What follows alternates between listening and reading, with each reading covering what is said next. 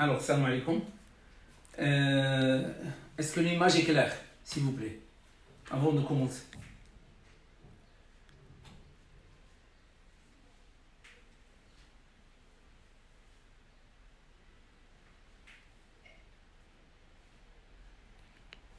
Ok?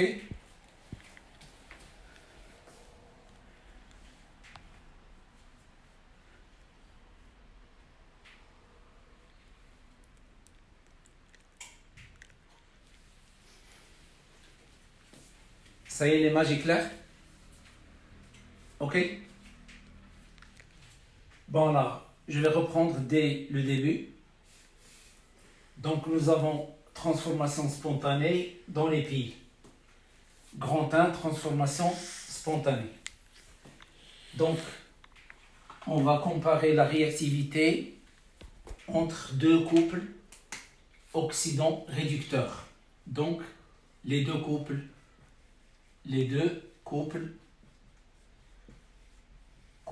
oxydant-réducteurs. Alors, les deux couples oxydants-réducteurs, donc on va les nommer ox red comme ça. Donc ces deux couples sont Cu2+, Cu. Cu2+, c'est un oxydant, Cu sont réducteurs à l'état solide, aqueux, donc, et Zn2+, Zn, S, AC. Alors donc, on va comparer la réactivité entre un oxydant d'un couple et un réducteur de l'autre. Un oxydant de celui-là et le réducteur de l'autre. Alors pour cela, on va réaliser deux expériences différentes. La première expérience, je vais mettre ici un bécher et dans ce bécher, je vais mettre une lame. Alors là, donc je vais mettre ici une lame de cuivre. Donc lame de cuivre dans une solution qui contient Zn2+. Donc solution qui contient Zn2+, Zn2+, AC, plus SO4, de moins AC. Alors, cette solution-là, il s'appelle solution de sulfate de fer, sulfate de zinc. Alors, maintenant, la deuxième expérience, je prends un deuxième bécher et dans ce deuxième bécher, je vais mettre alors une lame de zinc dans une solution qui contient donc lame de zinc dans une solution qui contient les ions Cu2+.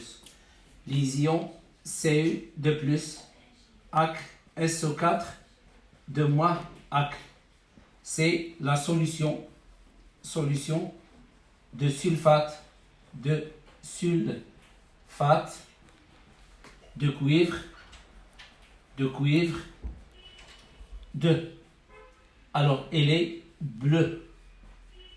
La couleur bleue, il caractérise les ions Cu2+. La couleur bleue, celle-là est incolore.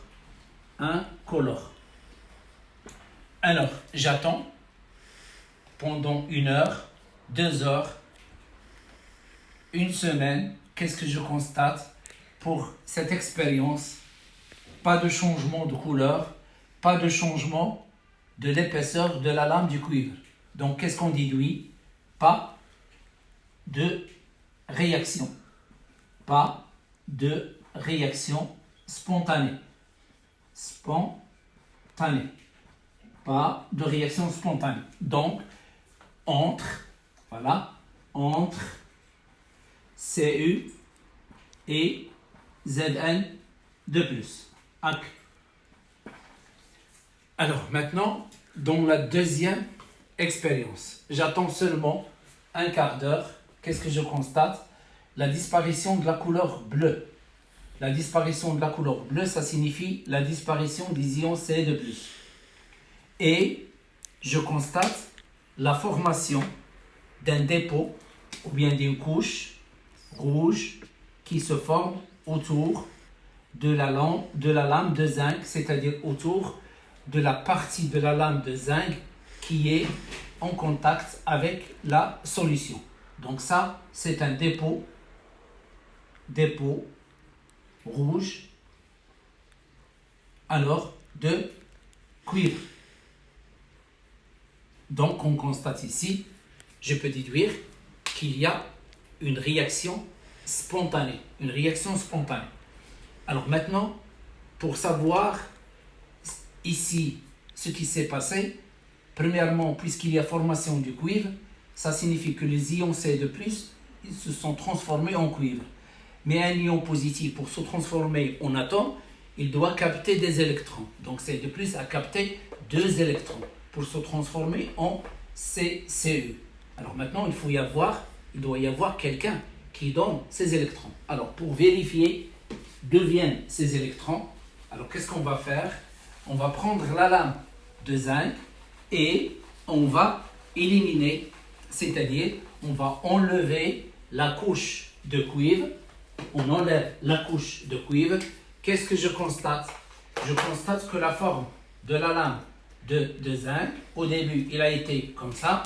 Lorsqu'on enlève la couche de cuivre, je constate que la lame de zinc, il devient alors sous cette forme. Ça signifie quoi? Ça signifie que son épaisseur a diminué. Donc automatiquement, la lame de zinc, bien sûr, a réagi. Donc le zinc, il a disparu. Donc le zinc, il s'est transformé. Il s'est transformé en quoi? Donc le zinc, qu'est-ce qu'il a fait? Il a donné 2 électrons à Ce2+. Il s'est transformé en Zn de plus, il donne Zn de plus, et le Ce de plus, il s'est transformé en Ce. Donc, il y a réaction d'oxydoréduction avec un échange d'électrons d'une manière spontanée et directe entre Zn et Ce de plus. Donc, le Zn donne Zn de plus 2 électrons et le Ce2 plus a capté 2 électrons, il s'est transformé en Cu, S, AC, S, AQ. Donc cette réaction, ça c'est un réducteur, donc c'est une oxydation, alors ça c'est un oxydant, donc c'est une réduction. Alors l'équation bilan, puisque les électrons ils sont équilibrés, le même nombre, je fais la somme Zn plus Ce2 plus, je simplifie les électrons, donc Zn plus Cu de plus donne, c'est une réaction totale, Zn de plus Cu, S, AQ, S, puisqu'il y a une réaction totale, parce que le Zn de plus et Cu, nous avons vu que ne peuvent pas réagir entre eux. Donc, entre Ce de plus et Zn, il y a quoi? Il y a un échange d'électrons. Zn a donné à Ce de plus 2 électrons. Cette réaction est une réaction d'oxydoréduction. C'est une réaction spontanée, c'est-à-dire sans l'intervention du milieu extérieur, et c'est une réaction dans laquelle il y a un échange d'électrons d'une manière directe entre le zinc et les ions Cu de plus. Donc ça, c'est un exemple de réaction spontanée directe. Alors, maintenant, on va travailler toujours avec les 2 couples, mais on va passer à la deuxième partie qui est les piles. Alors, comment je peux avoir une pile?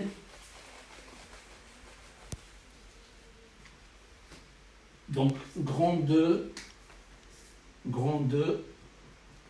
les piles. Alors, les piles, 2 points. Je vais m'intéresser pile pile cuivre, zinc. Cuivre, zinc. Donc, cette pile cuivre, zinc, elle nécessite d'avoir deux couples. Alors, les deux couples, c'est... Donc, les deux couples sont les deux couples. Les deux couples de points. Donc, un couple qui contient le cuivre. Donc, c'est Cu de plus Cu, S, AC. Et l'autre couple qui contient le zinc, c'est Zn, S, Zn de plus AQ, S. Donc, pour construire une pile, j'ai besoin de quoi? Alors, j'ai besoin de deux béchers. Le premier bécher, un premier bécher, un deuxième bécher,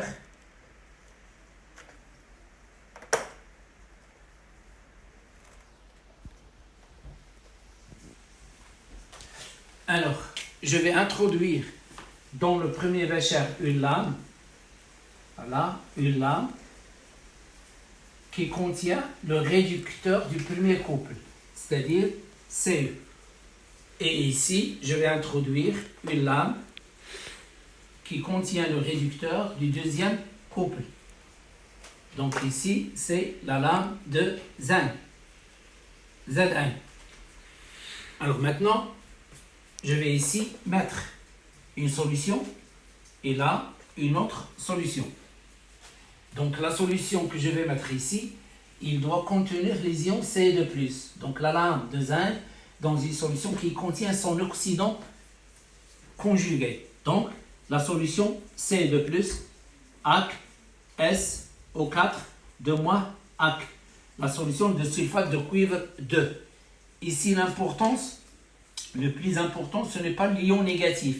Le plus important, c'est celui-là. C'est-à-dire qu'il doit être le conjugué de celui-là. Alors maintenant, ici, nous avons donc, c'est une solution dont la concentration est C1, le volume est V1. Donc ici, nous avons une autre solution qui contient les ions Zn2+.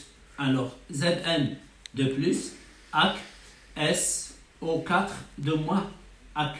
Donc, dont la concentration est C2 et le volume est V2.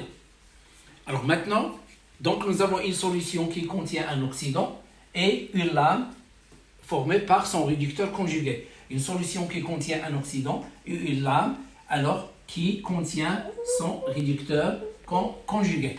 D'accord? Donc la lame de zinc. Voilà. J'ai essayé de représenter la lame de zinc. Voilà.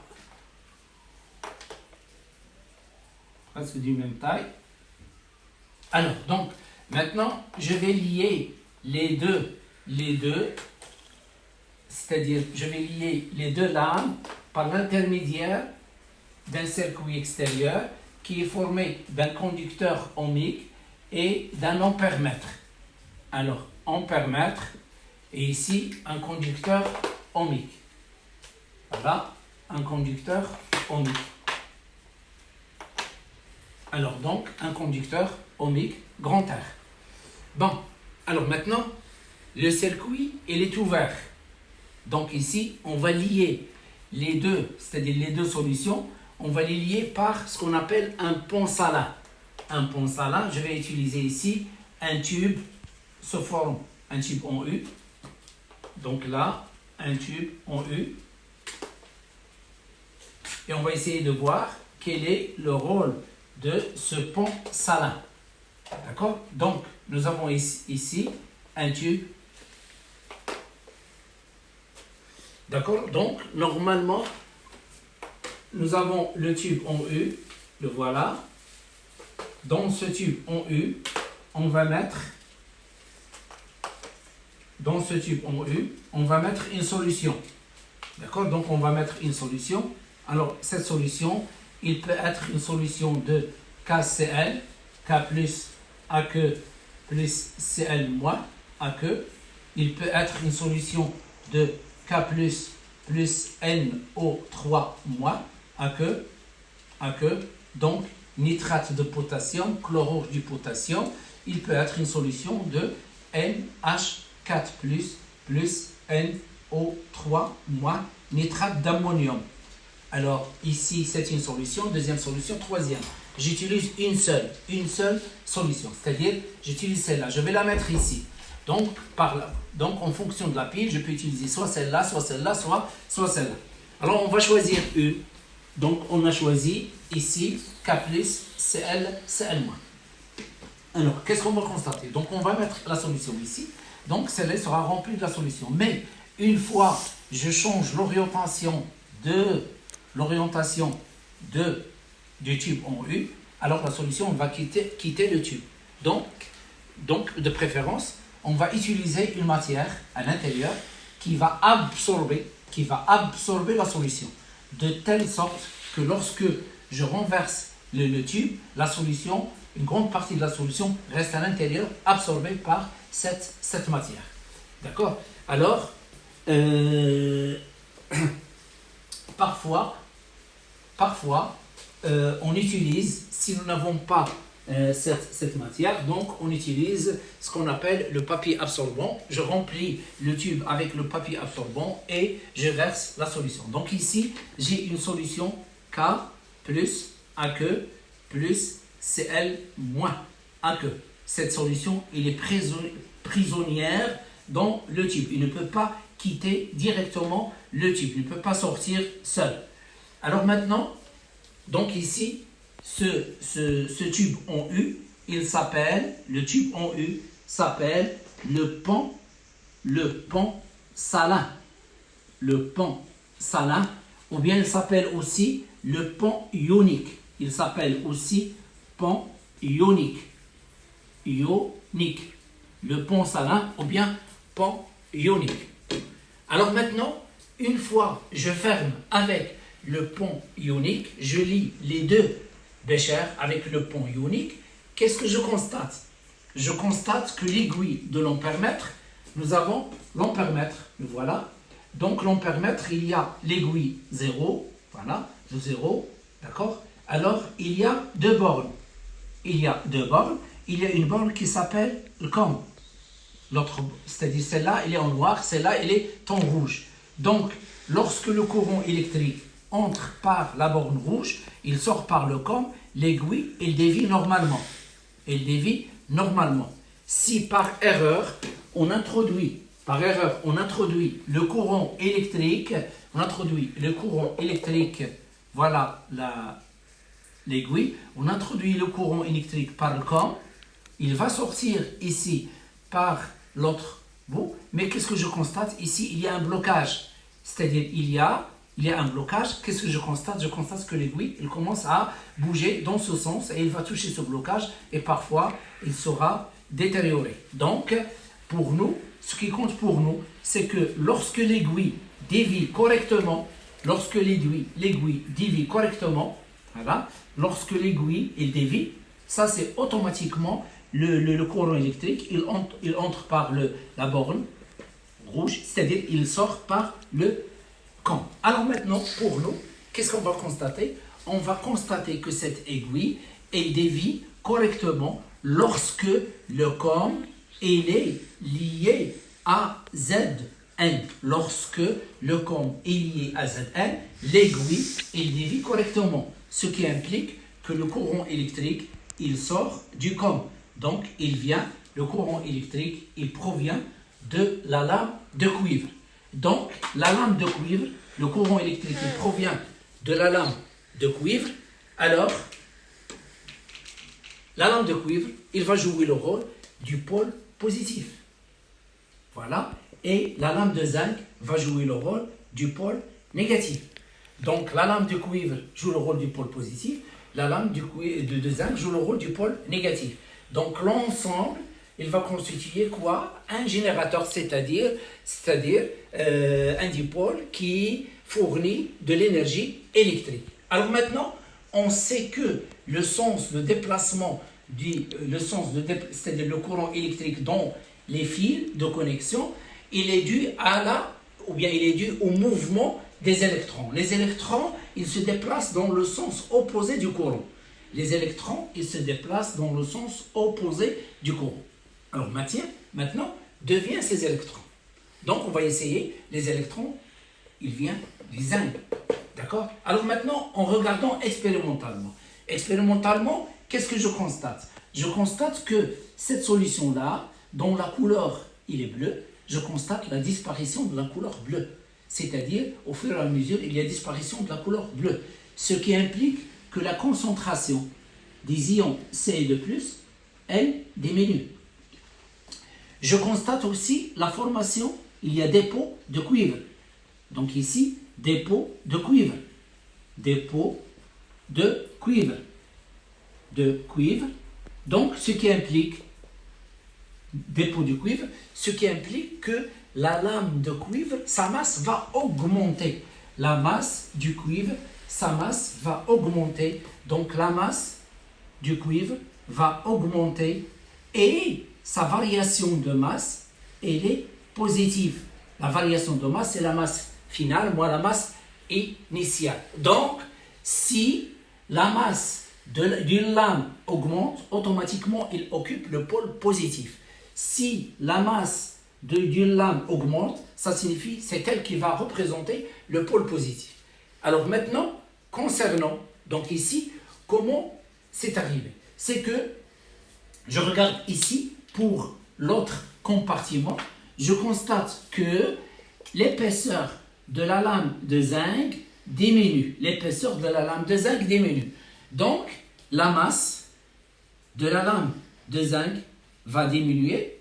Donc, la variation de masse delta M de zinc, qui est la masse finale moins la masse initiale, elle est négative. Donc, la lame dont la masse diminue, il représente le pôle négatif. Sa variation de masse, elle est négative. Donc, ici, il y a quoi? Il y a la réaction suivante. Cette réaction, c'est que le Zn, puisque le Zn a réagi, alors le Zn a donné deux électrons, deux électrons, voilà, ils vont se déplacer, les deux électrons, ils s'est transformé en Zn de plus. Donc la concentration des ions Zn de plus, qu'est-ce qu'il va faire? La concentration des ions Zn de plus va augmenter. Alors maintenant, ces électrons-là, ils vont se déplacer. Il arrive ici deux électrons, ils sont captés par Ce2+, qui s'est transformé en Ce, ce qui implique que la concentration des ions Ce2+, va diminuer. Donc, qu'est-ce qu'on constate? On constate que la lame de zinc, son épaisseur diminue, donc sa masse diminue, sa variation de masse elle est négative, donc il va représenter le pôle négatif. La concentration, bien le nombre d'ions Zn de plus va augmenter. Ici, la masse de cuivre va augmenter et le nombre d'ions C de plus va diminuer. Donc, pour assurer l'électronégativité des deux solutions, c'est-à-dire les deux solutions, ils doivent être toujours électronégatives. Donc, puisque ici, il y a un excès d'ions positifs, alors les ions négatifs, ils doivent se déplacer pour que la solution devienne neutre. Donc, Zn de plus, deux ions Cl- vont se déplacer vers le compartiment qui contient la solution de Zn de plus et Cl de moins. Ici, le nombre d'ions Cu de plus va diminuer, d'accord? Donc, automatiquement, ces ions positifs, ils doivent être remplacés par des ions positifs. Donc, les ions positifs, ils vont se déplacer K+, deux ions K+, ils vont se déplacer pour remplacer chaque ion Ce2+, qui va disparaître, il est remplacé par 2K+. Chaque ion Zn de plus qui se forme, il doit être accompagné de deux ions Cl-. De cette manière, les deux solutions, ils restent électriquement neutres. C'est-à-dire la charge électrique de chaque solution, il doit être égale à 0. Alors maintenant, ces ions-là, ils sont appelés, ce sont des ions positifs. Ils sont appelés des cations. D'accord? Ils sont appelés, les ions positifs, ions positifs. positifs, alors ils sont appelés des cations. Des cations. Donc, les ions positifs sont appelés des cations. Donc, ils se déplacent vers la solution qui contient la lame. Cette lame, il va porter le nom de cathode. Il va porter le nom de cathode, puisque les cations se déplacent vers la solution qui contient la cathode. Alors, ici, les ions Cl-, ils sont appelés les ions. Alors, les ions négatifs, ils sont appelés des anions. Anions. Alors donc, puisque les ions négatifs ils se déplacent dans la solution qui contient la lame de zinc, il s'appelle l'anode. D'accord? Alors maintenant, il s'appelle l'anode. Donc, au niveau de ce bécher, qui s'appelle, ce bécher, il s'appelle la demi-pile, et ce bécher-là, il s'appelle la deuxième demi-pile. Donc, nous avons première demi-pile, deuxième demi-pile. Donc, demi-pile. La première et la demi-pile. Donc, lorsqu'on parle demi-pile, la première demi-pile, la deuxième demi-pile, c'est-à-dire on parle de l'un des deux béchers. Alors maintenant, au niveau de cette demi-pile, je répète, le zinc, c'est-à-dire son épaisseur a diminué, donc le zinc a réagi, donc le zinc s'est transformé en Zn de plus, donc ici, il y a ce qu'on appelle la demi-équation d'oxydoréduction, Zn, il s'est transformé en Zn de plus 2 électrons. Alors, ces électrons, ils se sont déplacés à travers le circuit extérieur et ils ont été captés par Cu de plus. Donc, le Cu de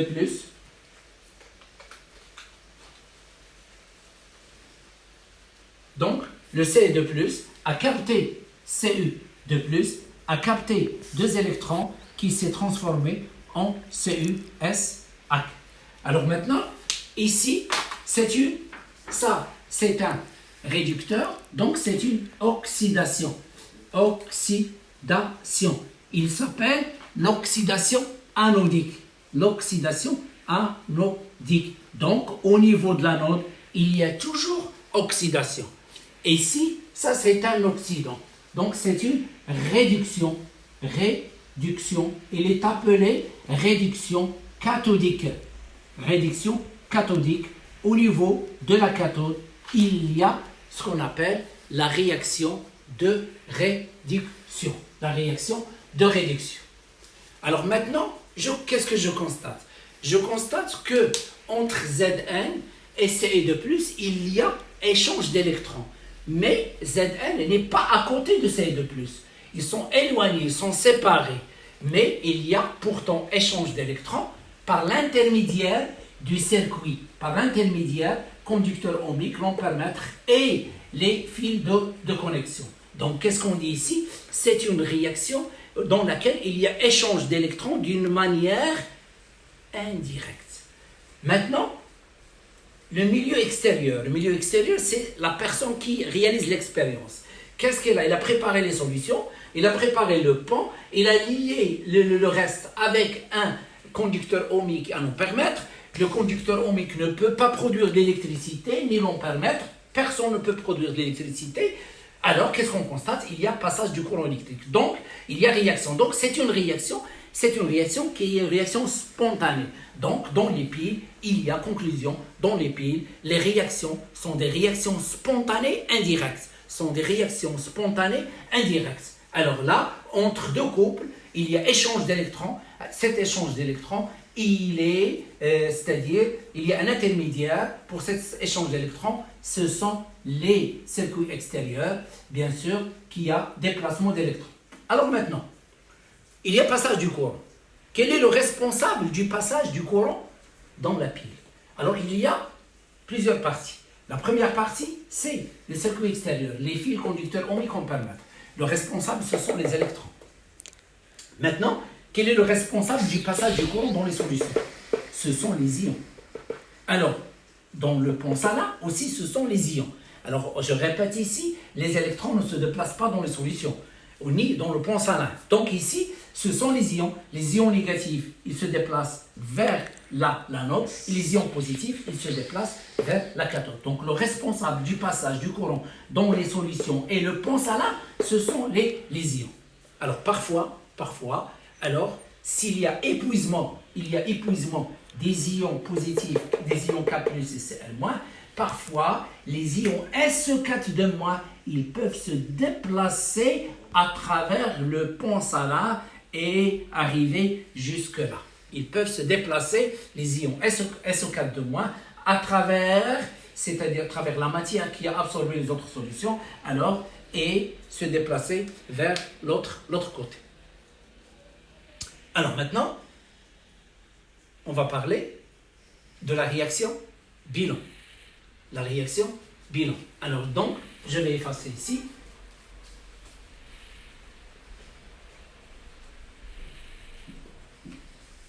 Donc la réaction bilan, nous avons les deux équations d'oxydoréduction. La première,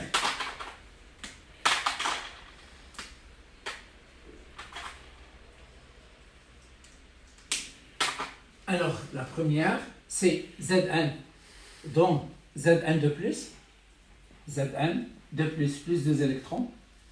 Et la deuxième, c'est Cu2+, plus Cu dans Cu. Cu2+, plus 2 électrons dans Cu. S, AC, S, AC. Donc, ça c'est une oxydation et ça c'est une réduction.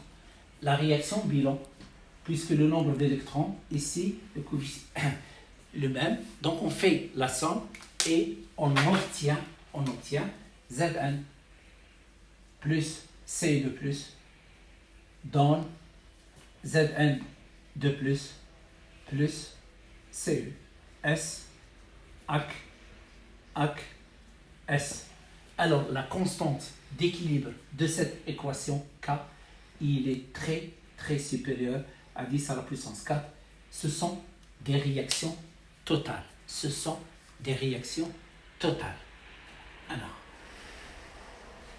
Alors, cette pile qui est formée par les deux couples Cu2+, Cu et Zn2+, Zn, il porte un nom, il s'appelle la pile Daniel. Alors maintenant, je vais donner un deuxième exemple de pile.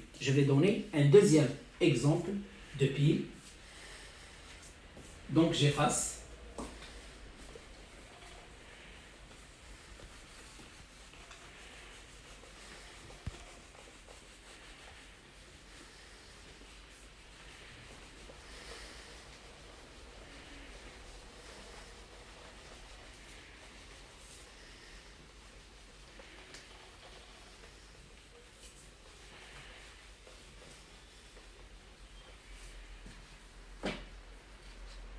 Alors maintenant, pile, argent, cuivre. Donc les deux couples, c'est AG+, NO3. Les deux couples, c'est AG+, AG, AG+, AG et Cu2+, Cu, S, AC, S, AC. Donc, je vais former une pile à l'aide de ces deux couples. Donc, pour former cette pile, donc je vais la mettre ici. Nous avons ici le premier bécher. Voilà. Le deuxième bécher.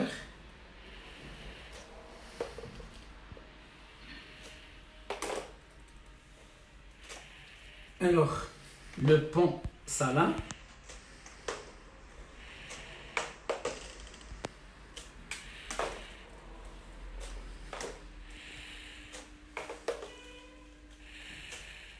Alors, donc, je vais mettre ici une lame. il a une deuxième lame.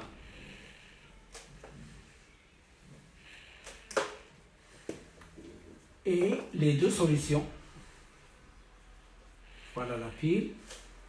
Alors maintenant, ça c'est la lame d'argent.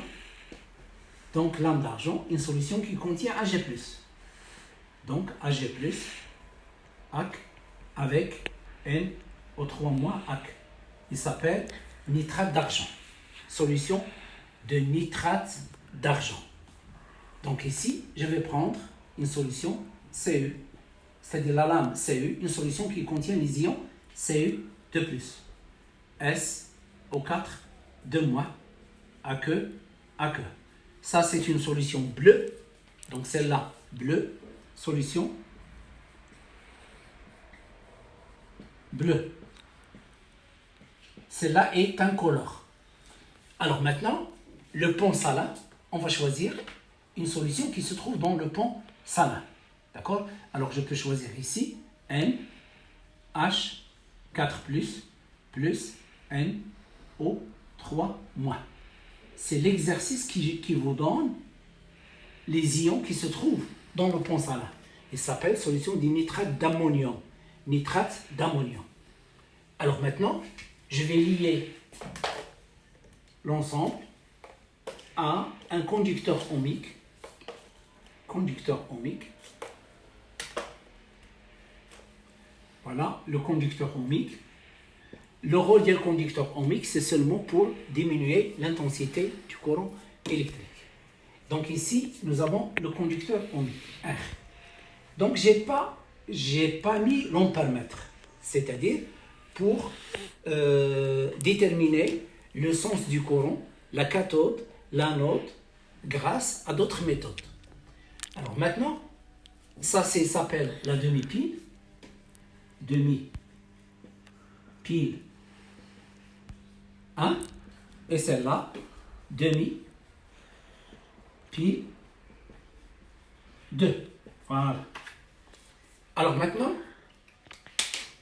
on va essayer de voir expérimentalement. Grâce à l'expérience, on va déterminer quel est le sens courant, quel est le sens des électrons et quel est le pôle positif, le pôle négatif, c'est-à-dire quelle est la cathode et quelle est l'anode. Alors, expérimentalement, qu'est-ce qu'on va constater? On va constater que la lame de cuivre, son épaisseur diminue. C'est-à-dire la masse de la lame de cuivre, la masse de la lame de cuivre, elle diminue. Et je constate aussi qu'il y a formation d'un dépôt, il y a ici formation d'un dépôt d'argent. Dépôt d'argent. Formation d'un dépôt d'argent. Alors, donc, la masse de Ag va augmenter. Donc, automatiquement, puisque la masse de Cu a diminué, donc, la lame de cuivre va jouer le rôle du pôle négatif. Et celle-là va jouer le rôle du pôle positif. En faisant la comparaison avec la pile que nous avons déjà étudiée, c'est-à-dire pile cuivre-zinc, dans la première pile, le cuivre, il joue le rôle du pôle positif. Ici, le cuivre, il joue le rôle du pôle négatif. Donc ici, j'ai donné cet exemple pour vous montrer que, un métal, c'est-à-dire par exemple le cuivre, il n'est pas toujours le pôle positif. Il peut jouer le rôle du pôle positif, il peut jouer le rôle du pôle négatif, c'est en fonction du couple avec lequel on a associé. Donc, puisque celle-là c'est le pôle négatif, donc les électrons ils se déplacent dans ce sens. Les électrons. Voilà. Et le courant, il part du pôle positif vers le pôle négatif. Alors maintenant, celle-là, il va jouer le rôle, pôle positif, c'est la cathode. La cathode. Donc l'autre, c'est l'anode. Là, l'anode. Alors maintenant, qu'est-ce qu'il arrive? Ici, le cuivre. Voilà, le cuivre. Il donne 2 électrons. Voilà, il se transforme en Cu2+. Les 2 électrons, ils vont se déplacer, voilà, ils arrivent ici. Ils sont captés par 2Ag+, ils se transforment en Ag. Donc, ici, la concentration des ions Ca2+, qu'est-ce qui arrive à la concentration des ions Ca2+? Donc, le nombre d'ions Ca2+ va augmenter. Donc, Ca2+, le nombre va augmenter, la concentration va augmenter. Les ions Ag+, ils se transforment en argent, donc la concentration de Ag+ va diminuer. Alors donc, ici, et puisque il y a augmentation des ions positifs, donc ils doivent être accompagnés par des ions négatifs. Donc, les ions NO3-, NO3- vont descendre, voilà, dans ce sens. 2 ions, puisque Ca2+, 2 ions NO3-. Là, il y a, bien sûr, réaction entre 2 ions Ag+, donc en même temps, 2 ions NH4+, ils vont descendre dans cette solution. Alors maintenant, les ions NH4+ positifs, ce sont des cations, donc celle-là c'est cathode, ce sont des anions, c'est la note. Alors maintenant, les réactions. Au niveau du compartiment 2, la réaction est la suivante, c'est-à-dire Cu, il a donné naissance à Ce2+, plus 2 électrons. Donc, c'est une oxydation anodique. Donc, nous avons la propriété suivante. Là où il y a oxydation, c'est l'anode. Là où il y a réduction, c'est la cathode. Donc, ici, la réaction, c'est 2Ag+, plus 2 électrons. Ils vont donner Ag, 2Ag, voilà. Donc, 2AgS. Donc, c'est une réduction cathodique. Donc, là où il y a réduction, c'est la cathode. Là où il y a réduction, c'est la cathode. Bon, voilà un deuxième exemple de pile. Alors,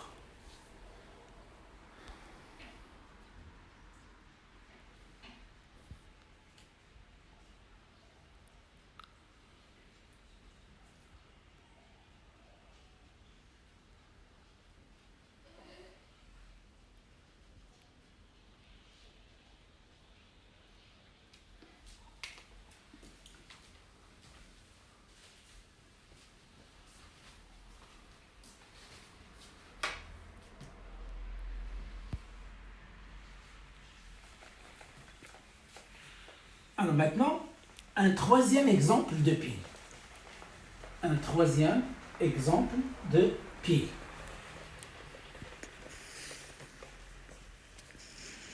Alors, troisième exemple de pile. Donc, pile, alors qui est formé par les deux couples Ag+, Ag, SH et Fe, 3+, Fe, 2+. Donc ici, nous avons deux piles. Donc, la différence entre les deux autres piles, ici, le réducteur il est à l'état solide. Par contre, ici, le réducteur il est à l'état, le réducteur est à l'état aqueux. C'est un ion. Alors, comment je vais former une pile à l'aide de ces deux couples? Donc, qu'est-ce qu'on fait? On va prendre premier bécher.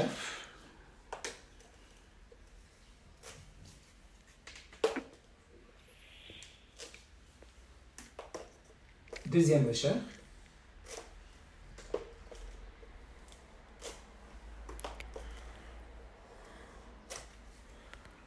Les deux solutions. Alors ici, je vais mettre la lame d'argent, Ag, la solution qui contient Ag+, NO3-. Le pont salin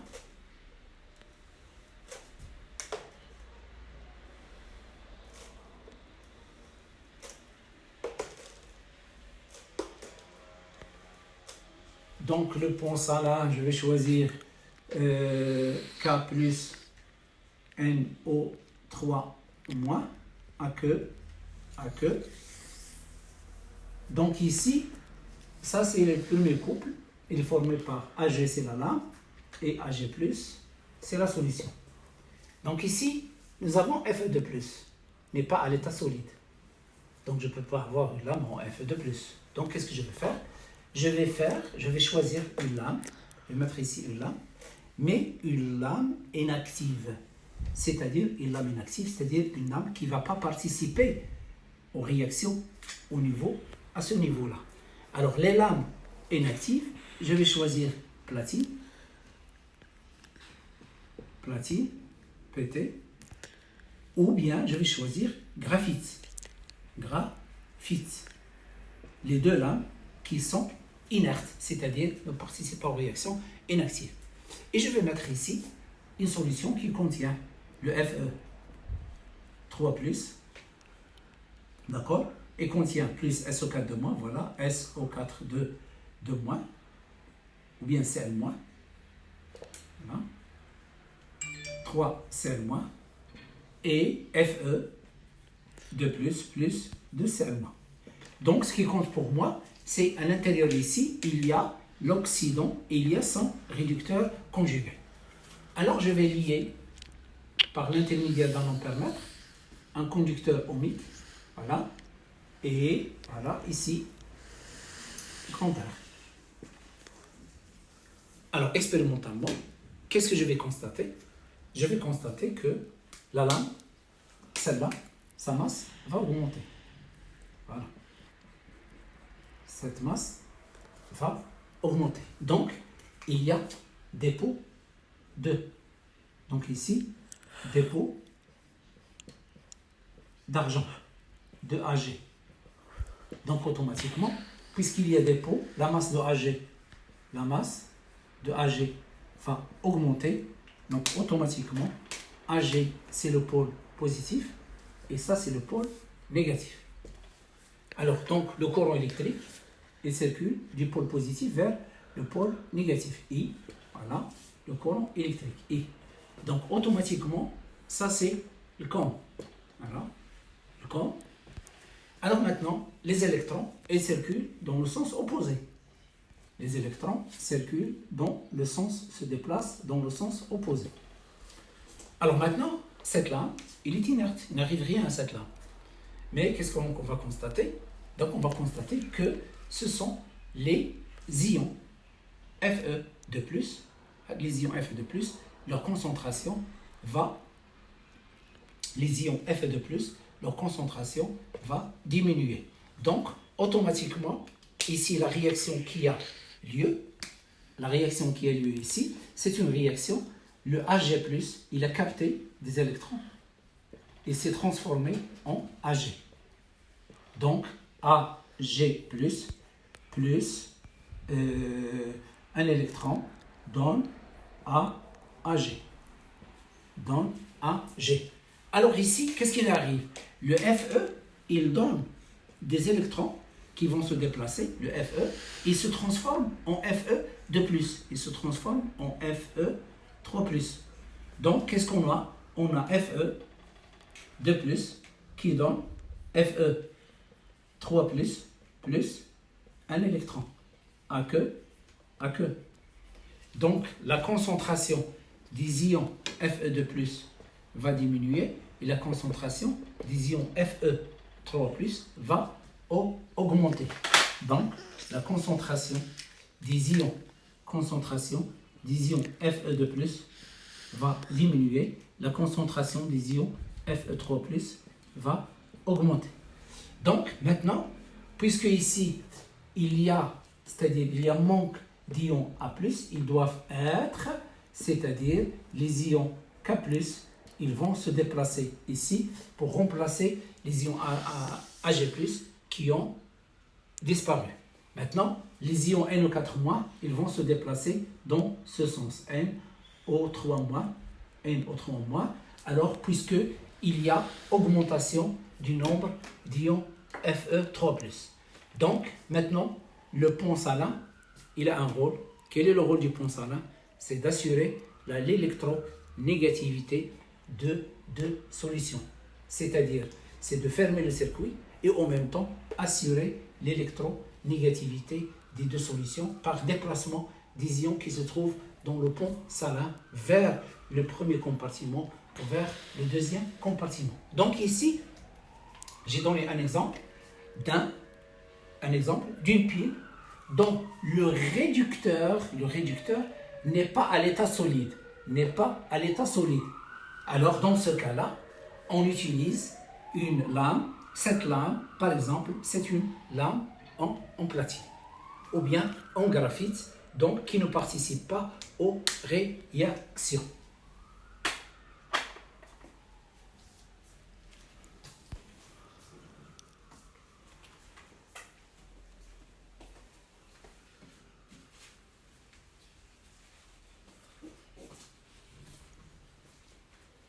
Alors donc, l'équation bilan de cette pile est la suivante. L'équation bilan.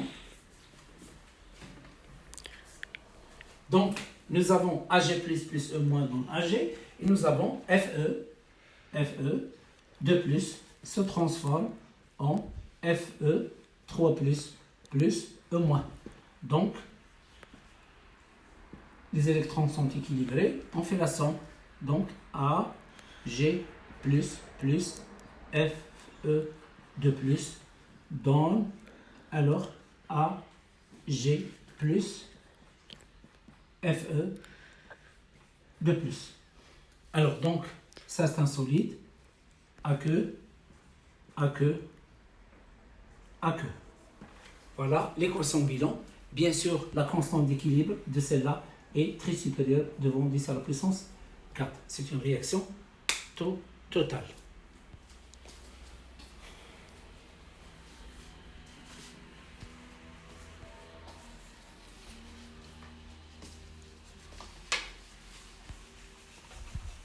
Alors maintenant, on va parler de ce qu'on appelle le schéma conventionnel d'une pile.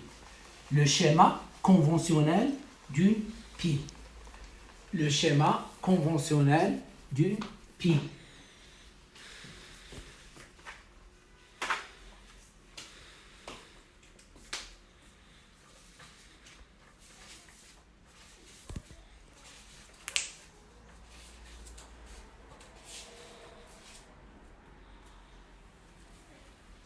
Alors, donc, le schéma conventionnel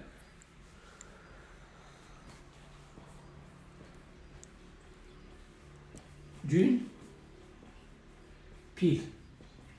Donc, c'est une partie très importante. Donc, nous avons une pile formée par les deux couples. Donc, une pile formée par deux couples. Alors, OX 1, RED 1 et OX 2, RED 2. Bien sûr, dans le cas où les réducteurs sont à l'état solide. Donc ici, je vais donner dans le cas où les réducteurs sont à l'état solide. Donc, pour donner, je dois tracer en pointillé, droite parallèle. Voilà. Notre droite ici. Voilà. Alors maintenant, je vais mettre à droite un couple, soit celui-là, soit celui-là. On le garde comme il est, c'est-à-dire OX 1, RED 1. Et dans l'autre, je vais mettre le deuxième couple, mais je dois permuter. C'est-à-dire, au lieu d'écrire OX 2, RED 2, je vais écrire RED 2, OX 2. C'est-à-dire, les réducteurs, ils se trouvent dans les extrémités du schéma, à droite et à gauche. Donc, nous avons RED 2, OX 2, OX 1, RED 1. Ou bien, voilà, je peux l'écrire aussi comme ça.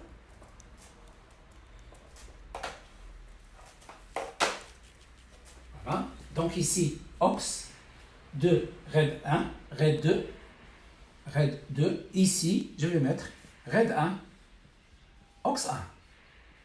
Voilà. La deuxième écriture, c'est la même chose.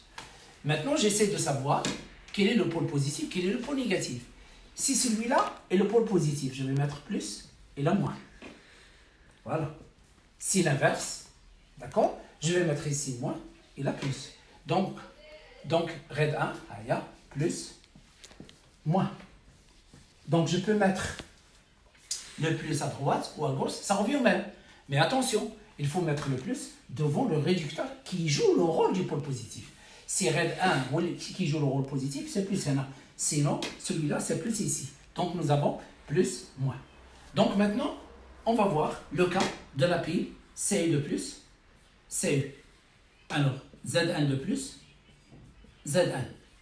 Alors, cette pile, la première pile que nous avons vu que le CU, c'est lui qui va jouer le rôle du pôle positif. Donc, et celui-là, il va jouer le rôle du pôle négatif. Donc, dans cette pile, je vais écrire le schéma conventionnel pour cette pile. Donc, je vais mettre ici, voilà. Donc, je vais mettre CU de plus ici. Donc, CU de plus, CU, S, AC. Et là, je vais mettre Zn, voilà, Zn de plus. Solide, solide, AQ. Regardez les solides. Donc, alors, maintenant, on a déjà vu que le cuivre joue le rôle du pôle positif. Voilà, pôle positif. Et ça, c'est le pôle négatif. Moi, je préfère toujours donner le schéma conventionnel. Je la préfère toujours le négatif à gauche. C'est une préférence. Vous pouvez changer. Par exemple, vous pouvez mettre comme ça. Ça, si ça vous regarde, voilà. Mettre ici CU, CU de plus. Ici, Zn de plus, Zn. S, S. Alors ça, c'est moins. Et ça, c'est plus. Donc, cette écriture, c'est la même que celle-là. Mais, donc là, j'ai permuté les couples. Donc, le plus toujours avec le cuivre. Le plus toujours avec le cuivre. Seulement, bon, pour moi, je préfère mettre le moins à gauche, d'accord? C'est-à-dire, et le plus à droite. Pourquoi? Parce que, pour écrire les équations, parfois, lorsque je vous donne le schéma conventionnel, c'est comme si je vous ai donné les deux équations d'oxydoréduction. Comment on écrit les équations d'oxydoréduction? Zn dans Zn de plus. Zn dans Zn de plus. Plus 2 électrons. Zn dans Zn de plus 2 électrons. Ce de plus dans Ce de plus 2 électrons dans Ce. Voilà l'objectif de mettre le moins à gauche lorsqu'on veut écrire les équations équations d'oxydoréduction. Alors, j'aurai pas de problème. Le passage Zn, c'est le réactif. Ça, c'est le produit. Ça, c'est le réactif. Et ça, c'est le produit. Alors, je peux automatiquement déduire l'équation bilan. Alors, maintenant, le troisième exemple. Le troisième exemple.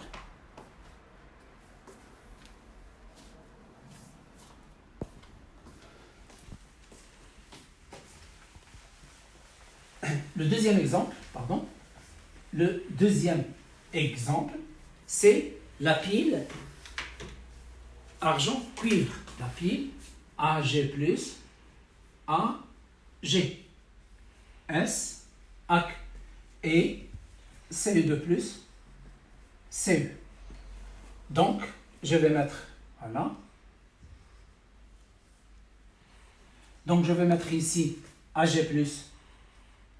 Ag, S, ça c'est le pôle positif, puisque je savais très bien que celui-là représente le pôle positif. Et ici, je vais mettre Cu, S, Cu2+, AQ, ça c'est le pôle négatif. Voilà le schéma conventionnel. Schéma conventionnel.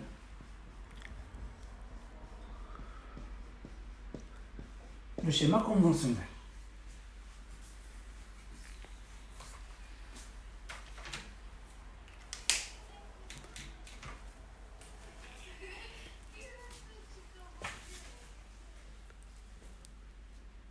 Alors maintenant, le troisième exemple, c'est-à-dire la pile qui contient un couple dont le réducteur n'est pas à l'état solide.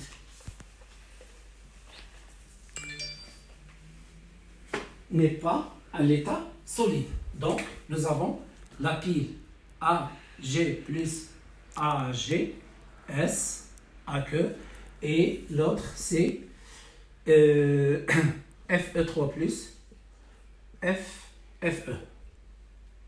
FE 2 plus. AQ. Alors, pour former cette pile, la même chose, en pointillé.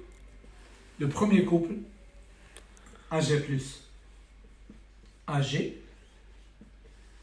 S, AC. D'accord?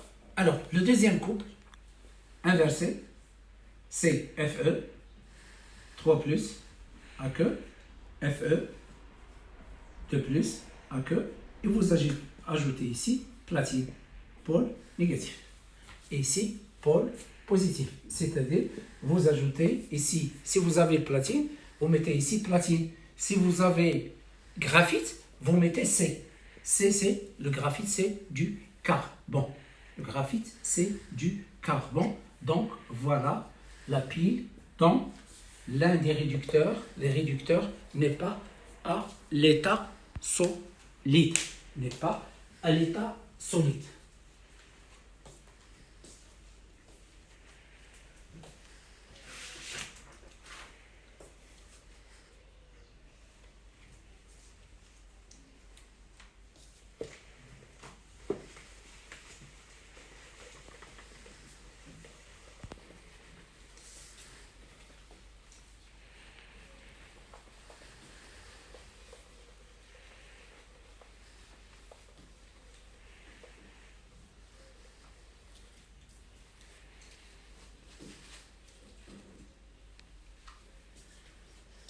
Alors maintenant,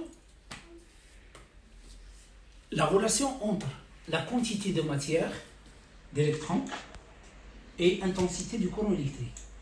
La quantité de matière,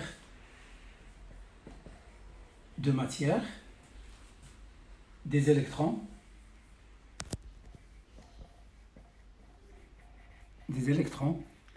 et l'intensité du courant électrique.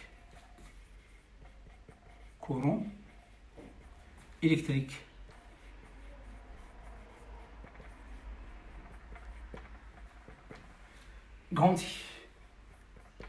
La quantité de matière des électrons, Ne-. Alors maintenant, nous avons la quantité de matière des électrons est égale le nombre d'électrons qui traversent le circuit divisé par la constante d'Avogadro. Alors, et nous avons la quantité ou bien la charge d'un électron. Charge d'un électron.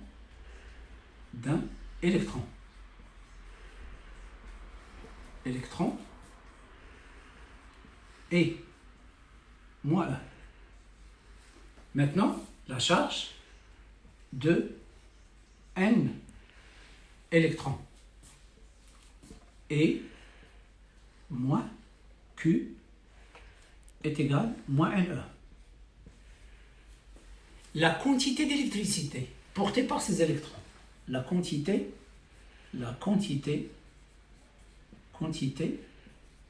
d'électricité.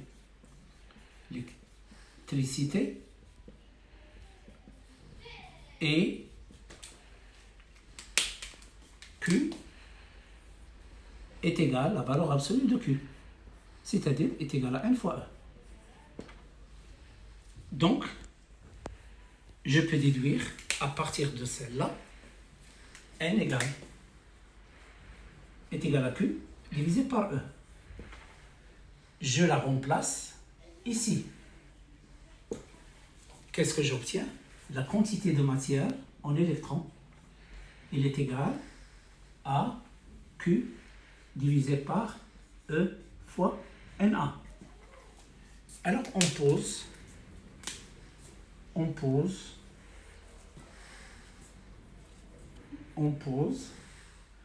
deux points, grand F est égal à E fois NA. Il s'appelle la constante de Faraday. Constante de Faraday. Alors, qu'est-ce que j'obtiens? Je remplace celle-là par grand F. Donc, j'obtiens cette relation N des électrons est égal à Q divisé par F. Voilà la constante de Faraday. Alors maintenant, nous avons l'intensité du courant. L'intensité du courant électrique.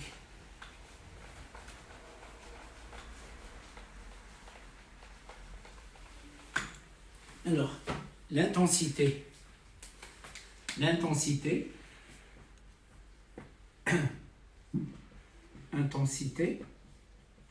du courant électrique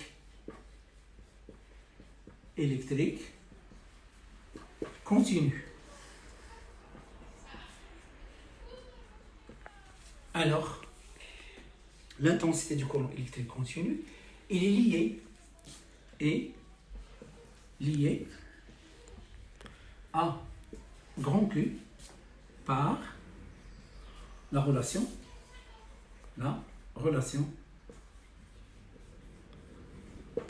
grand I est égal à Q sur delta T. C'est-à-dire que grand Q est égal à I fois delta T.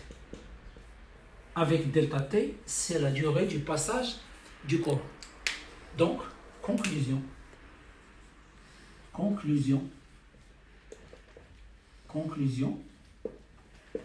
Ce que vous devez apprendre par cœur, voilà, N directement, N des électrons, est égal à Q sur F est égal à I fois delta T divisé par grand F. Voilà le résumé de tout ça dans ce chapitre et dans le chapitre prochain. N des électrons, c'est la quantité d'électricité sur la constante de Faraday, c'est égal à I fois delta T sur grand F. Alors, grand F, d'accord? Grand F, il est donné. Na, c'est la constante d'Avogadro. Donc, Na, c'est à peu près 6,02 10 à la puissance 23 mol moins 1. E, c'est la charge élémentaire, 1,6 10 à la puissance moins 19. 10 à la puissance moins 19 coulombs. Alors, donc, en calculant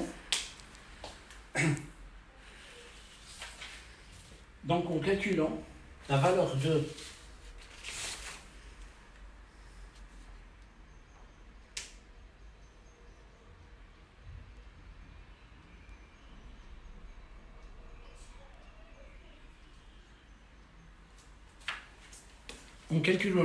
F, donc on peut trouver, donc celle-là multipliée par celle-là, c'est 9,65 10 à la puissance 4.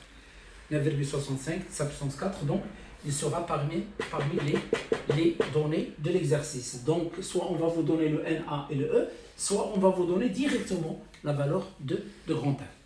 Alors maintenant, on va essayer de parler à propos comment on dresse le tableau d'avancement d'une réaction d'oxydoréduction dans les piles. D'accord? Comment on dresse le tableau d'avancement. Alors, je vais prendre un exemple.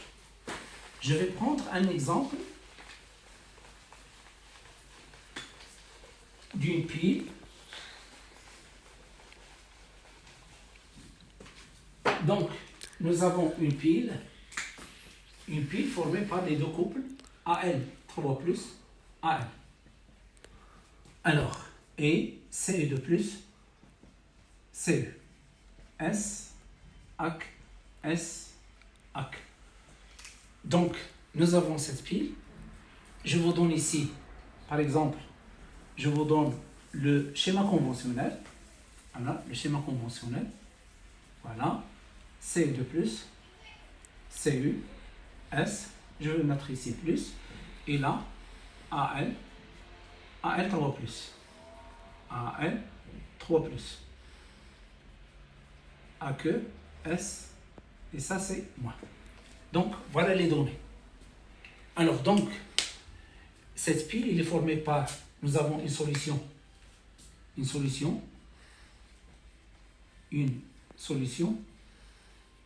de AL 3 plus 3Cl moins de concentration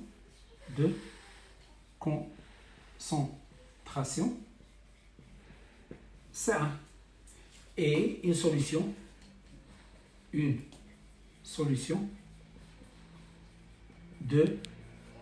CU de plus SO4 de moins AQ de concentration C2 et de volume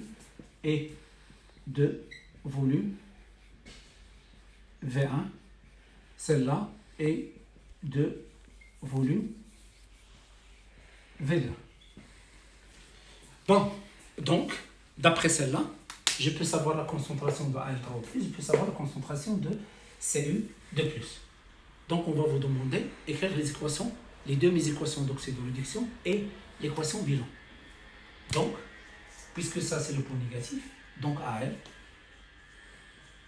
donne AL3+, plus 3 électrons.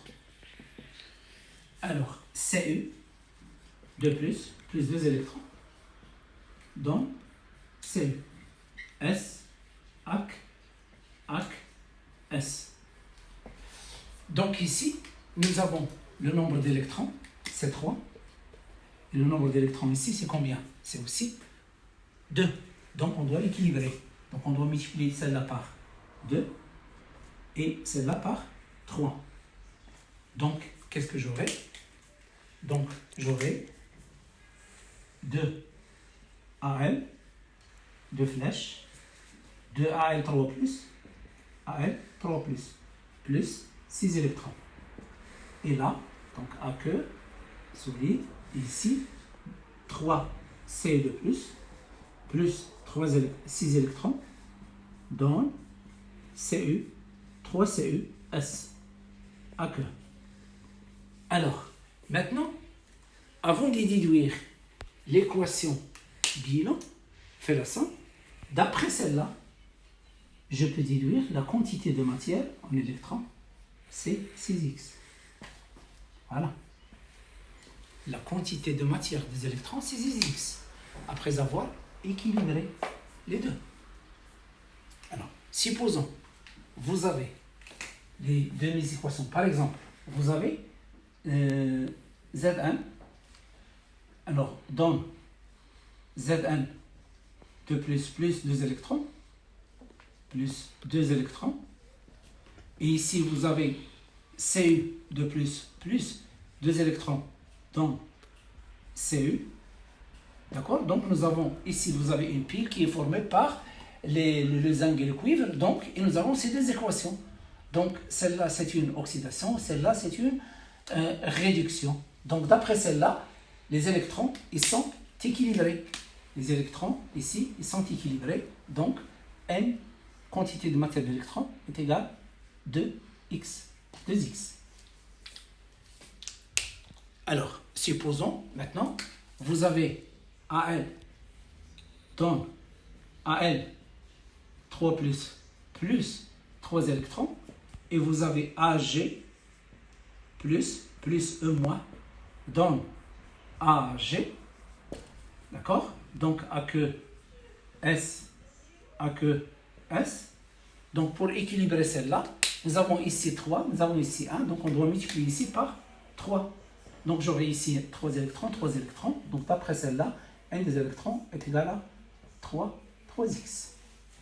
Donc ça, comment on peut déduire. Je vous ai donné d'autres exemples en plus que ça. Donc, une fois vous avez les deux équations, une fois vous équilibrez les équations, vous déduisez la quantité de matière des électrons, 2x, la quantité de matière des électrons est égale à 3x. Alors, maintenant, je vais effacer ces exemples. Donc, la suite, je vais écrire l'équation bilan de cette réaction. L'équation bilan de cette réaction. Donc, l'équation bilan est la suivante. Donc, j'efface tout ça aussi. Alors, l'équation bilan. Donc, on fait la somme. Celle-là plus celle-là. Donc, on va simplifier les électrons. Alors, qu'est-ce que j'obtiens? J'obtiens 2Al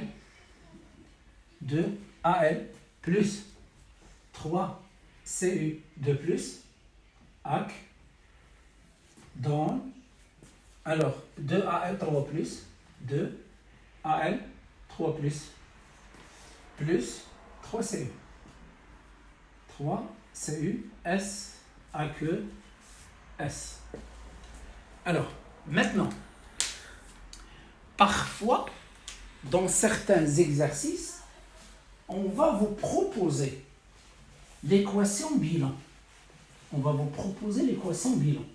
C'est-à-dire, parfois, dans certains exercices, je vais vous donner par exemple l'équation bilan suivante. 2Al 3 plus, donc plus 3Cu, comme ça. Et je vais mettre ici 1, je vais mettre ici 2, et 2Al plus 3Cu de plus AQ. Et on va vous donner le K, la constante d'équilibre, pour cette équation. K est égal à 10 à la puissance moins 30, par exemple. D'accord? Et on va vous demander quel est le sens d'évolution de la réaction. Alors, quel est le sens d'évolution de la réaction? Ou même parfois, on va vous aider. Calculer QR initial.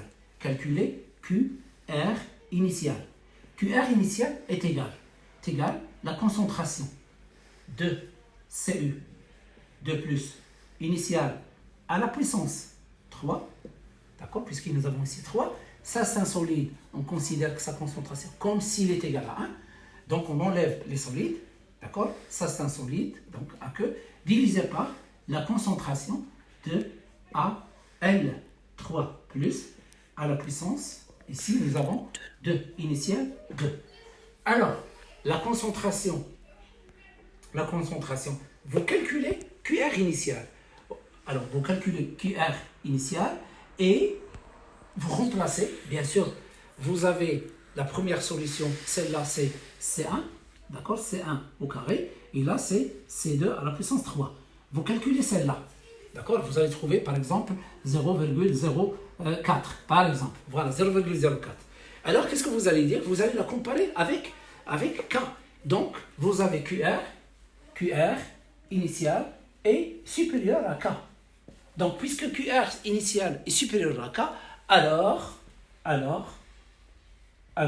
le système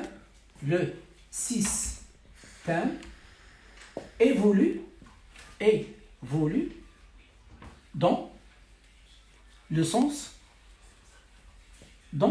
inverse, c'est-à-dire le sens 2. Si QR initial est supérieur à K, il évolue dans le sens 2. Si QR initial, vous avez trouvé QR initial, si QR initial est inférieur à K, alors le système évolue dans le sens 1. Donc la réaction est dans le sens 1. Dans notre cas, ici, en calculant le QR initial, d'accord, le QR initial est supérieur à 10 à la puissance moins 30, donc automatiquement le système évolue dans ce sens. Donc voilà la réponse. Alors maintenant, une fois vous avez démontré que le système évolue dans ce sens, donc vous allez renverser l'équation. Donc 2Al, voilà, et 3C de plus, 2Al, 3 plus, donc ça ce sont les réactifs, et ça ce sont les produits. Maintenant, K, d'accord, sont les produits. Alors maintenant, quelle est la valeur Donc, celle-là a pour constante d'équilibre K, l'autre a pour constante d'équilibre K', qui est égal à 1 sur K, qui est égal à 1 sur 10 à la puissance moins 30. Donc, il est égal à 10 à la puissance 30. Donc, il est très supérieur devant 10 à la puissance 4. Donc, réaction totale. Réaction totale. Réaction totale.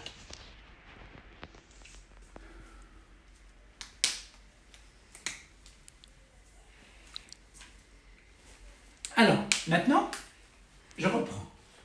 Donc ça, c'est une question que vous allez rencontrer. Calcul de QR initial. Vous devez le comparer avec K qui est présenté dans l'exercice. Si K est inférieur, si QR initial est inférieur à K, le système évolue dans le sens de la gauche vers la droite, le sens A. Si K est supérieur, le système évolue dans le sens de la droite vers la gauche, c'est-à-dire le sens inverse. Alors maintenant, nous avons cette équation, le tableau d'avancement. Le tableau d'avancement, alors, je vais le dessiner de la manière suivante. Voilà. Et je vais ajouter ici une case réservée, voilà, N électrons. Donc, alors j'ai économisé, c'est pas la peine de d'écrire ici quantité de matière, ici, disons, les dates à l'instant T, les états. Donc, ici c'est pour CU, c'est pour AL3+, c'est pour CU2+, c'est pour AL, et ici c'est l'avancement, et là les états T égale à 0 et à l'instant T. On a besoin seulement à l'instant T. Alors, si l'exercice parle de l'état final, j'ajoute T final. Donc ici, nous avons 0, X. Alors, la quantité de matière, s'ils ont donné la masse pour l'aluminium, je vais mettre masse AL divisé par masse molaire AL. S'ils n'ont pas donné de masse, donc, c'est pas grave, je vais mettre seulement quantité de matière N0AL. Voilà, quantité de matière initiale. Maintenant, pour celui-là, la même chose. Ils ont donné la concentration de C2+, donc je vais mettre C2V2. Ils ont donné la concentration de Al3+, donc je mets C1V1. Alors, celui-là, N0CU. Donc, et ici, nous avons 0, les électrons responsables du passage du courant. Alors ici, je vais mettre quoi? 0 AL moins X multiplié par 2, c'est-à-dire 2X. Ici, je vais écrire C2V2 moins X multiplié par 3, c'est-à-dire 3X. Ici, je vais mettre C1, puisque ce sont des produits, C1V1 plus X multiplié par 2, X fois 2, c'est 2X. Ici, je vais mettre N0CU, alors 3 multiplié par X, c'est plus 3X. Et ici, je vais mettre 6X, c'est-à-dire 2 fois 3, 6, 3 fois 2, 6, 6X. Alors, maintenant, je cherche la relation entre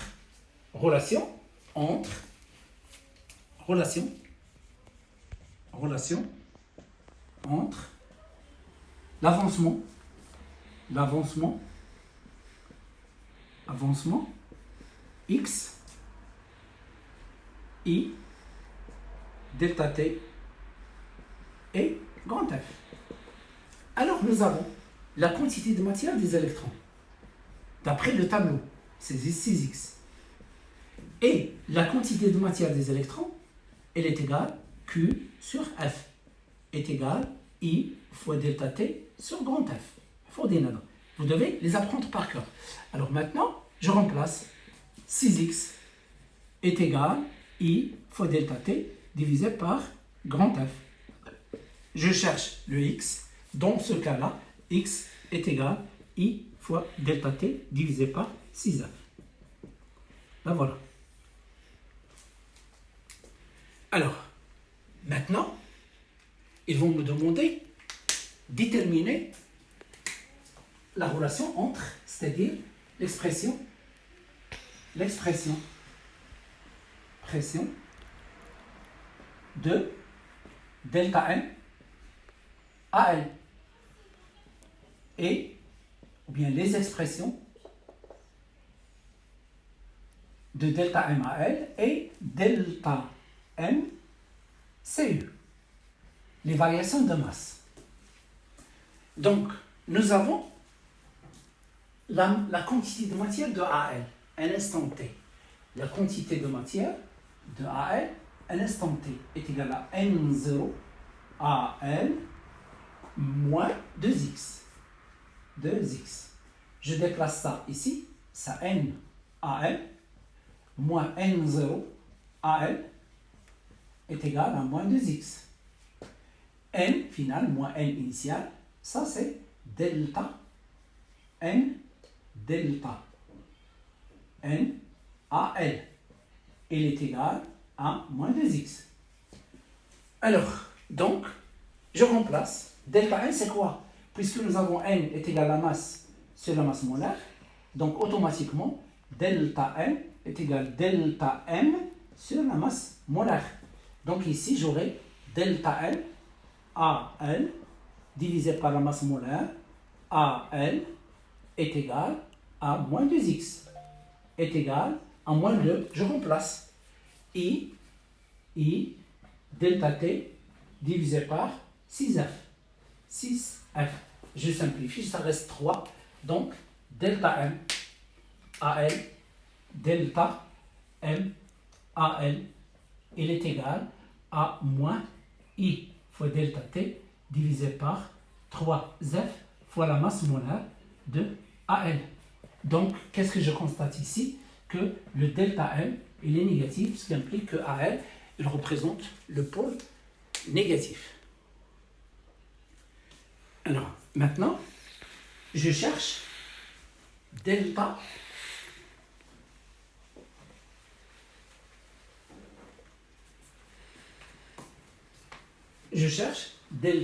MCU. Alors, nous avons la quantité de matière, voilà, la quantité de matière de CU. Il est égal, la quantité de matière de CU, donc j'efface cela, je n'ai pas besoin. Donc, la quantité de matière de CU, elle est égale, d'après le tableau d'avancement, c'est celle-là. C'est-à-dire, c'est C2, V2, moins 3X. D'accord? Pardon. C'est la quantité de matière de CU de plus. La quantité de matière de CU, c'est celle-là. Voilà. C'est N0 CU, alors, plus 3X. Je déplace celle-là à gauche. Donc, NCU moins N0CU, il est égal à 3x. Celle-là, c'est delta NCU est égal à 3x. Je remplace ça, c'est delta NCU sur grand M CU est égal à 3x. Je remplace le x. Donc, je remplace le x. Donc, delta M CU sur grand M CU est égal à 3 fois I fois delta T divisé par 6F. Je simplifie.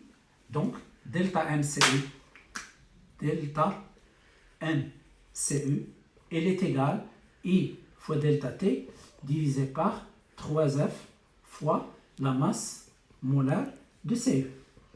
Voilà. Pardon, ici c'est 2. 3, 6, c'est 2. Donc vous voyez ici, là il y a le coefficient 3, ici il y a le coefficient 2. Comment il est positif, donc il joue le rôle du pôle positif. Alors maintenant, si on vous demande de trouver la concentration des ions Cu2+, la concentration des ions Cu2+, la concentration des ions Cu2+. La concentration des ions Cu2+. Alors, la concentration des ions Cu2+, donc on cherche la concentration des ions Cu2+ en fonction du temps T. Alors, 2 points. Donc, nous avons la quantité de matière de Cu2+, elle est égale à la quantité de matière de Cu2+, c'est celle-là. C'est C2, V2 moins 3x, la concentration de Ce2+, est égale à la quantité de matière de Ce2+, divisé par son volume. Le volume, c'est V2. D'accord? Puisque ici, nous n'avons pas de mélange. Nous avons deux béchers qui ont deux volumes ici, l'un V1, l'autre V2. Donc, elle est égale, voilà, je remplace C2 fois V2 moins 3x divisé par V2. Donc, la concentration de Ce2+, elle est égale C2V2 sur V2, C2 V2 sur V2 moins 3x sur V2. Je simplifie, la concentration de Ce2+, elle est égale à C2 moins 3x divisé par V2. Alors, maintenant, je remplace x. Alors, x, c'est quoi? X, c'est I fois delta T divisé par 6F. Alors, donc, je la remplace. J'obtiens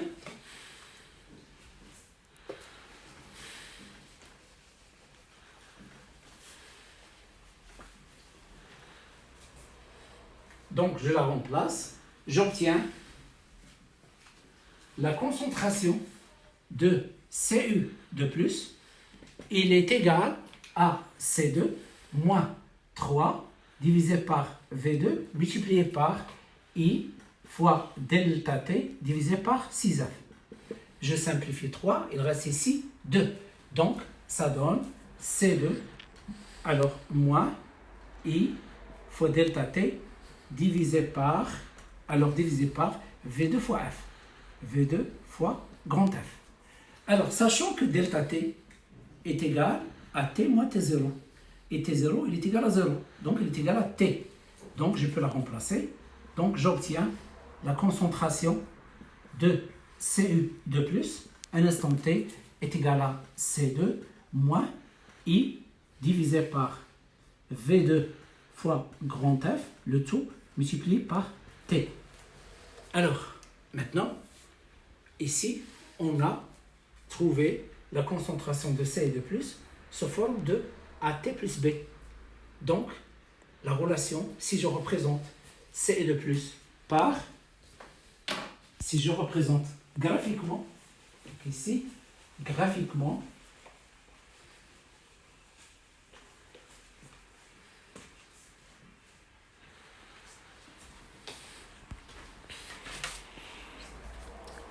je représente, voilà, la concentration de Cu2+ en fonction du temps, 0.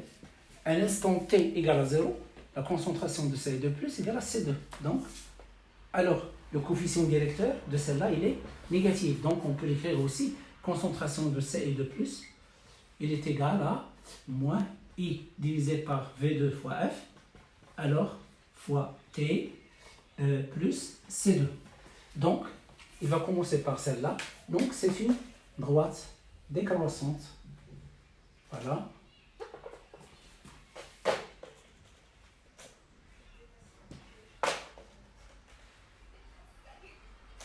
Donc, ça représente quoi? Ça, c'est la concentration de Ce2+ initiale qui est égale à C2. Alors maintenant, ça, c'est T final. T final, c'est l'instant de l'épuisement de la pile. C'est l'instant de l'épuisement de la pile, c'est-à-dire lorsque Ce2+ est un réactif, on l'appelle le réactif qui va disparaître totalement.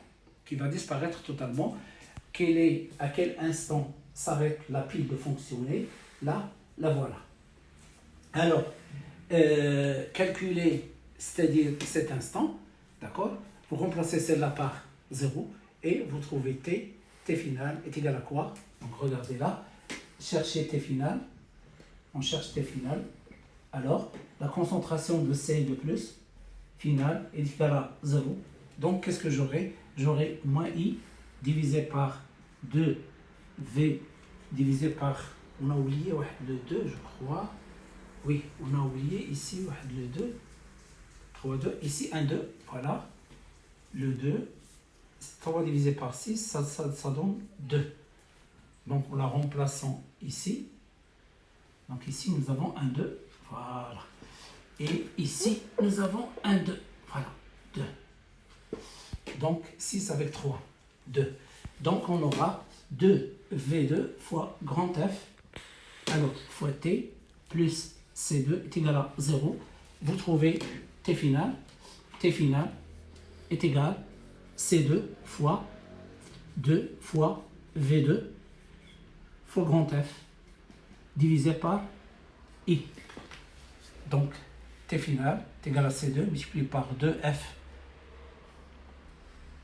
multiplié par C2 fois 2 V2 F divisé par grand I. Voilà l'expression de T final. Donc, c'est la fin du cours. Pardon, on a le retard et le problème de connexion. Je sais qu'on a des informations. Si vous avez des questions à poser, vous pouvez les envoyer par email ou bien sur le groupe. Et quand on force, c'est qu'on a des informations. Donc, le chapitre prochain, ce sera le chapitre c'est-à-dire l'électrolyse.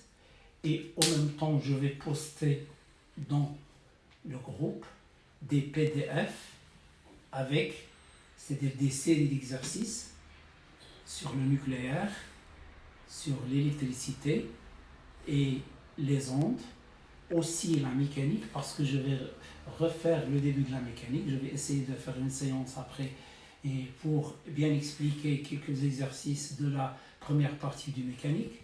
Donc je répète, je vais poster des documents et vous allez trouver ces documents avec solution. Donc n'hésitez pas à télécharger ces documents, sont à votre portée. Presque je vais passer toutes les leçons. Maintenant je suis en train de placer les leçons, les dernières leçons, mais je vais aussi emporter les leçons, les premières leçons d'électricité, de nucléaire et des ondes. Salam alaikum.